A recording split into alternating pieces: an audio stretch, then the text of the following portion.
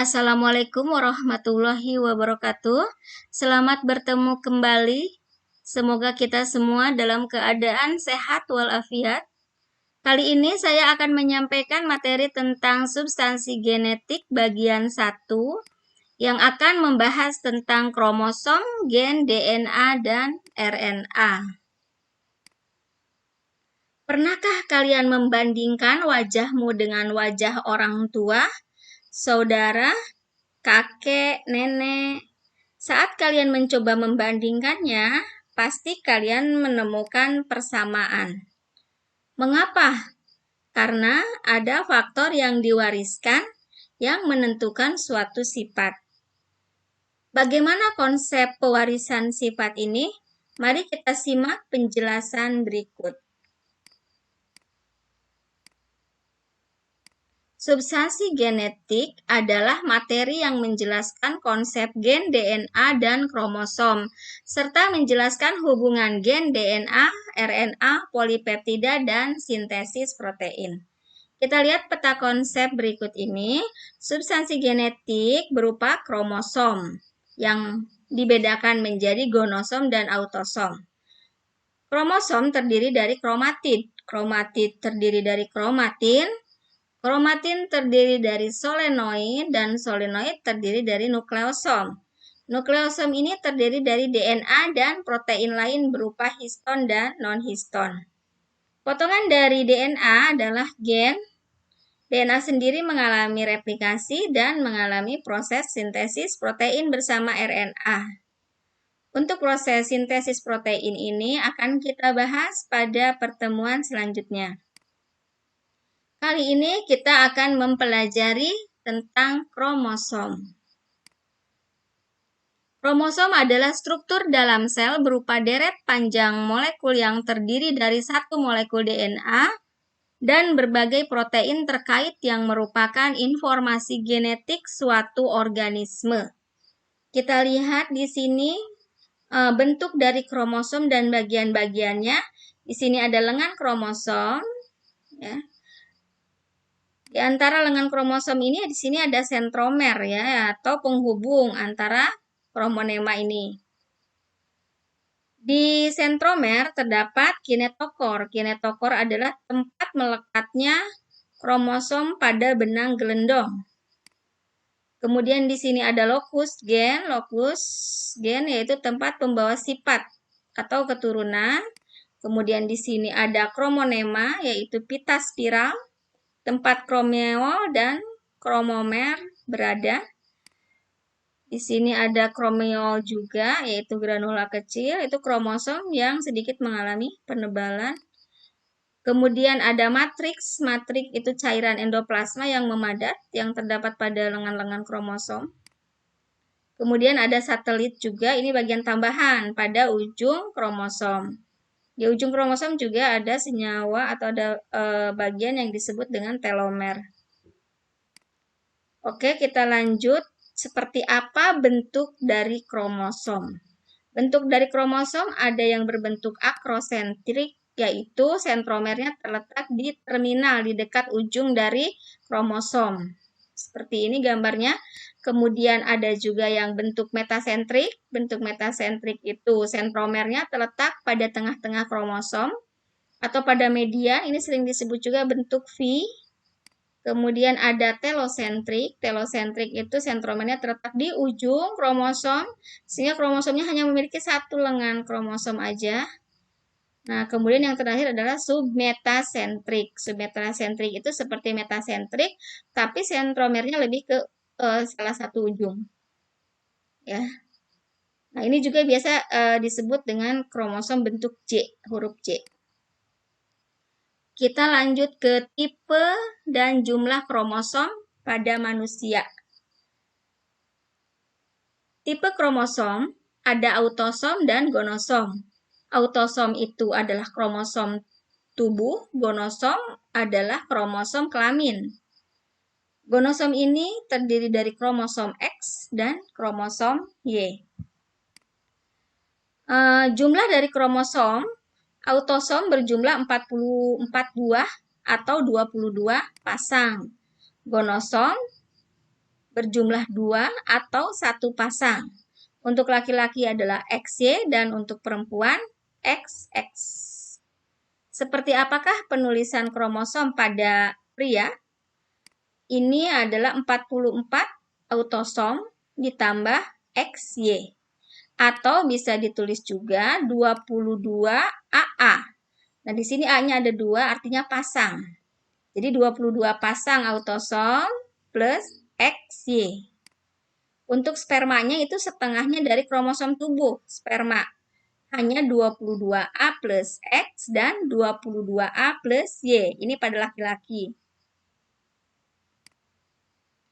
Penulisan kromosom pada perempuan ini sama juga 44A jumlah autosomnya. Hanya di sini gonosomnya XX untuk perempuan. Atau biasa ditulis juga 22AA plus XX, artinya 22 pasang autosom. Untuk sel telur atau ovum, ini setengahnya juga dari kromosom tubuh, yaitu 22A plus X.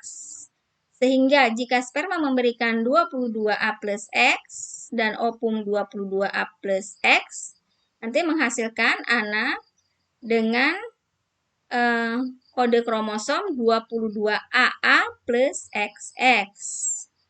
Kemudian jika sperma memberikan 22A plus Y dan ovum 22A plus X, maka gabungannya adalah 22AA plus XY. Seperti itu. Kita lanjut ke DNA atau deoksiribonukleik acid atau asam deoksiribonukleat. Bentuknya seperti ini, ya. DNA merupakan makromolekul yang tersusun atas nukleotida sebagai molekul dasarnya. Ini nukleotida, 1 nukleotida, 2 nukleotida, 3 nukleotida, ya, 4 nukleotida, seperti itu. Kemudian dia berbentuk double helix atau terdiri dari 2 utas benang yang berpilin, ya, membentuk helix ganda atau double helix. Kemudian strukturnya juga seperti tangga. Di sini gula itu sebagai ibu tangga dan tangganya sendiri adalah basa nitrogen. Kita lihat lebih detailnya. Tadi DNA terdiri dari nukleotida. Satu nukleotida itu terdiri dari 1 molekul gula, 1 molekul fosfat, dan 1 molekul basa nitrogen. Seperti ini. 1 molekul gula, 1 molekul fosfat, dan 1 molekul basa nitrogen. Ini adalah 1 nukleotida. Nah, sekarang basa nitrogen terdiri dari 2 kelompok, yaitu kelompok purin dan kelompok pirimidin. Purinnya adalah adenin dan guanin, pirimidinnya adalah sitosin dan timin. Nah, adenin berpasangan dengan timin dengan 2 ikatan kimia. Kalau guanin berpasangannya dengan sitosin dengan 3 ikatan kimia. Nah, ini yang 2 ikatan kimia ini adalah pasangan adenin dan timin. Untuk yang 3 ini adalah pasangan guanin sitosin atau sitosin guanin. Jadi 1 nukleotida yang terdapat pada gambar ini ditunjukkan oleh nomor 126 atau 345. Nukleotida yang kehilangan fosfat disebut nukleosida. Jadi nukleosida itu terdiri dari gula dan basa nitrogen. Ini 26 atau 45. Kita lanjut. Bagaimanakah replikasi DNA? Replikasi adalah proses penggandaan rantai DNA. Di sini ada 3 pendapat atau 3 model dari proses replikasi DNA. Ada model konservatif. Pada model konservatif ini, rantai ganda DNA lama tidak berubah dan berfungsi sebagai cetakan buat membentuk DNA yang baru. Model kedua adalah model semi konservatif.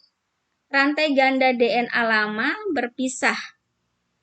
Kemudian rantai baru disintesis pada masing-masing DNA lama. Nah, di sini mereka berpisah, masing-masing yang biru ke kanan dan ke kiri, kemudian berpasangan dengan yang baru. Kemudian berpisah lagi, yang lamanya nanti berpasangan lagi dengan yang baru. Yang ketiga, model dispersif. Beberapa bagian dari kedua rantai DNA lama digunakan sebagai cetakan DNA baru, sehingga DNA lama dan DNA baru ini akan tersebar. Jadi DNA lamanya terpotong-potong, kemudian berpasangan dengan DNA yang baru. Gitu selanjutnya. Dari ketiga model tersebut, model semi konservatif lah yang ini, yang merupakan model paling tepat untuk proses replikasi DNA. Ya, model ini bisa berlaku untuk organisme baik prokaryotik atau eukaryotik. Kita lanjut ke gen. Gen adalah suatu unit pewarisan sifat berupa segmen tertentu dari DNA yang terletak dalam kromosom. Kita lihat di sini ada inti sel. Pada inti sel ini ada kromosom. Pada kromosom terdapat untaian panjang DNA. Nah, ini untaian panjang DNA, di mana potongan-potongan dari DNA ini adalah gen. Untuk lebih jelasnya tentang hubungan kromosom DNA dan gen, kita lihat sebagai berikut. Nah, di sini ada digambarkan seorang manusia yang di dalam tubuhnya itu terdiri dari sel-sel. Di dalam sel terdapat inti sel. Pada inti sel terdapat kromosom. Di dalam kromosom, lengan kromosom ini terdiri dari untaian DNA yang sangat panjang. Potongan-potongan dari untaian DNA ini adalah lokus-lokus gen. Oke, kita jelaskan. Kromosom adalah suatu struktur makromolekul yang berisi DNA. Nah, di mana di DNA itu terdapat informasi genetik yang disimpan. Sementara gen itu merupakan penggalan dari DNA yang diseliputi dan diikat oleh protein, serta berfungsi sebagai zarah penentu sifat organisme. Seperti itu hubungan kromosom, DNA, dan gen. Sekarang RNA. RNA atau ribonukleik asid atau asam ribonukleat adalah makromolekul polinukleotida yang berupa rantai tunggal yang tidak berpilin, kemudian berperan dalam proses sintesis protein. RNA terdiri dari 3 tipe, yaitu RNA duta atau RNA messenger, RNA pemindah atau RNA transfer, dan RNA ribosom atau ribosom RNA. Ini akan dijelaskan lebih lanjut pada part 2 untuk sintesis protein. Kemudian, apa perbedaan dari DNA dan RNA? Kita lihat pada gambar terlebih dahulu. Di sini, pada gambar terlihat bahwa RNA itu berbentuk rantai tunggal, sementara DNA rantai ganda atau double helix dan sangat panjang. Untuk RNA, rantai tunggal dan pendek. Kemudian di sini ada basa nitrogennya. Pada RNA ada sitosin, guanin, adenin, dan urasil. Pada DNA ada sitosin, guanin, adenin, dan timin. Untuk lebih jelasnya, kita lihat tabel berikut ini. Nah, untuk strukturnya, DNA itu double helix dan panjang. Untuk RNA, tunggal dan pendek. Untuk fungsinya, DNA adalah pembawa kode genetik dan sintesis protein, sementara RNA hanya untuk sintesis protein. Komponen gulanya, DNA adalah deoksiribosa, RNA adalah ribosa. Basa nitrogennya pada DNA ada purin terdiri dari adenin dan guanin, pirimidinnya terdiri dari timin dan sitosin. Untuk RNA, purinnya ada adenin dan guanin, pirimidinnya urasil dan sitosin. Untuk letaknya, DNA terletak pada inti sel, mitokondria, dan kloroplas. RNA terletak pada inti sitoplasma, ribosom, mitokondria, dan kloroplas. DNA jumlahnya tetap, sementara RNA berubah-ubah. Sekian untuk substansi genetik bagian 1. Untuk bagian 2-nya kita lanjut pada proses atau untuk proses sintesis protein. Sekian dan terima kasih. Wassalamualaikum warahmatullahi wabarakatuh.